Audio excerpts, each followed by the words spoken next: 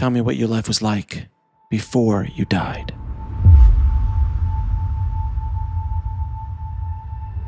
Well, I fit into the category that PMA Chatwater refers to as childhood near-death experiences. So you were talking about the wild stallion that you are. So my consciousness was very much eager to be of service and got started very, very early. I've had the life experience, right, of a shamanic grandmother, probably about, like 88 years of wisdom. So I incarnated into a family line that had many, many issues of separation and duality and polarity. And so when I died in that near-death experience at age 4, technically my biological age is 4 years old. My consciousness, though, is extremely ancient. And so when my life was temporarily forfeited, right, I played the part of like a Frodo. So they call me like a female Frodo. I was wearing that ring of power around my neck. And in that first near-death experience, it was like, Frodo booking to, the fires of Mount Doom to return that ring of power. Basically, human and sex trafficking is just the abuse of power. And what keeps the human race in separation consciousness are misuses of power. So my assignment, right, for all of my near-death experiences and all of my walk-ins is just, there is a divine plan for the rebalance of power on the planet. That rebalance of power is through 2 frequencies, which is the manifestation of divine love and the manifestation of divine grace. And a lot of people think that love is enough. Well, yeah, love is the most potent and powerful force in all of creation. What I got to experience through all of my deaths, right, and upgrades is embodied love is made possible through the laws of grace. So all the avatars will say, yes, love is real. However, how much do we embody, right? On a biological cellular level, that love frequency. Ascension isn't actually going to ground on the planet until it happens through full soul embodiment. And therefore you could say each time that I died, which were really difficult deaths, not fun. So I showed up as the proof that miracles are real. So we're going to bring in some really gifted frequencies, multidimensional love and multidimensional grace. And I'm special agent, Reverend Devi Grace. I'm really a holy warrior. And I went, set my people free, kind of like a female Moses. You can't bring through that assistance, though, without going through the experience. So I died all the ways that all these other kids die and don't make it. The one caveat was that I was going to be surgically, right, brought back to life to prove that miracles are real and that the human race hasn't been abandoned by that level of divine intervention. My air supply was cut off. I was inside of what you would call an ancient ritual. And that focus of that ritual is to claim the life of the child so that you can take all the life force. A lot of these issues have been repeating their cycles. So an ancestral imprint means that that family has had that core wound for many, many generations. So it wasn't ancestral karma. So many kids in this family line had been subjected to those torments, so to speak. And it was just kind of like on a guinea pig repeat mode. So it wasn't about, what were my experiences of death at age 4. It's like, if you look at all of the generations that came before me, there's a lot of people that didn't make it. I wasn't the first murder in my family line. There had been family murders in the collateral damage of multiple generations, of just examples of the breakdown of where we lost safety, right, in the family unit. And for those of you that realize ancestral wounds, when there is a reoccurring challenge, then it gets entrenched in the DNA or the cellular memory. So I was just an echo at age 4 of what had already happened in the ancestral catalog many, many, many generations ago. So the children that are born are innocent, and there's all of these unfinished issues in the family, and a lot of them are very unpleasant, which is why I was recruited. I was recruited to dissolve that recapitulation, as they say in Toltec shamanism. Now, Oracle Girl basically called it the neutralization of child sacrifice on the planet. And so it's a frequency, it's an abuse frequency. So I found out my shamanic gifts. And so it's like my other levels of consciousness, which are really, really high level avatars, are like, this is just a temporary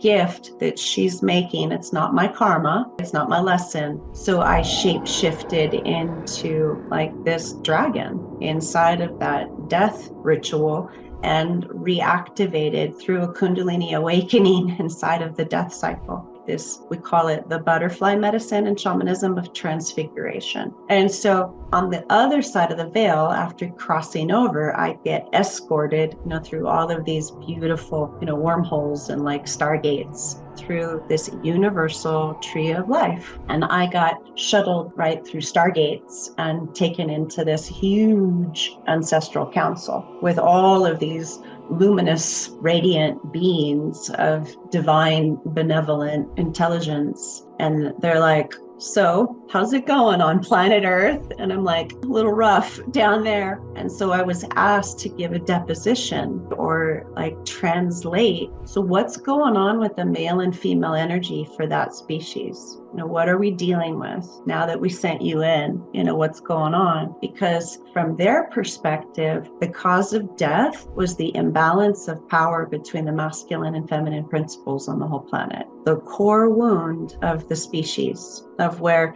the divine feminine took a hit and where the divine masculine took a hit. And then it showed up in the loss of the divine father principle in the family system and the loss of the divine mother principle in the family system. So all humans are innocent. A family system wouldn't harm itself. That's not our true nature. So we have to look at, so where did this actually come from? So I'm there in council with millions of ancestors, and they're all studying the problem. What is the true cause of her death? Because I was sent in the pre-birth planning councils to find the solution. And therefore I was granted all of the assistance even before I was born, or granted all of the assistance before I died to bring in the solution to the problem. Therefore, I could really use my power of clarity, like, you sent me in to fix this thing, so let's roll up our sleeves and let's get going. And so we stayed in what you would call deliberations of council meeting after council meeting until we got to the core nugget of where the male and female energies got off balanced. And then it was agreed, all right, well, we can't do this all at once. So here's the comedy.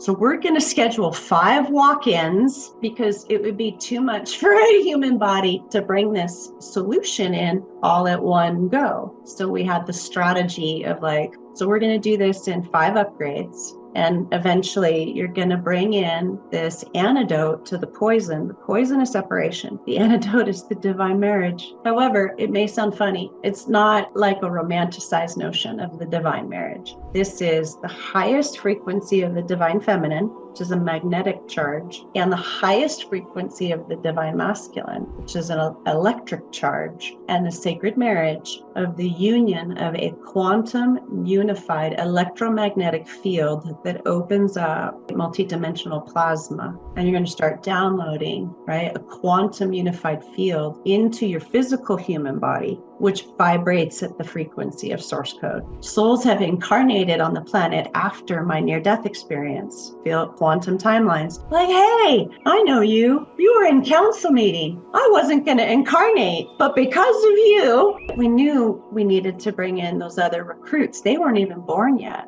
So they find me on this planet, right? And they're like, hey, I incarnated because of you in that council meeting. And I just giggle and I go like, well, hey, you got this amazing gift. So you're here. So let's co-create. So it's really this cooperative investment in this epic, like, collaboration of consciousness that as I re-entered, I didn't just re-enter as a human female. I re-entered with all of these recruits of all of these unborn kids that weren't even conceived yet to come together and build a real Jedi council. So I am actually Jedi lineage. It's a divine warrior that stands up for the principle of love. It's not power over. It's like a Keto, right? Or the benevolent samurai.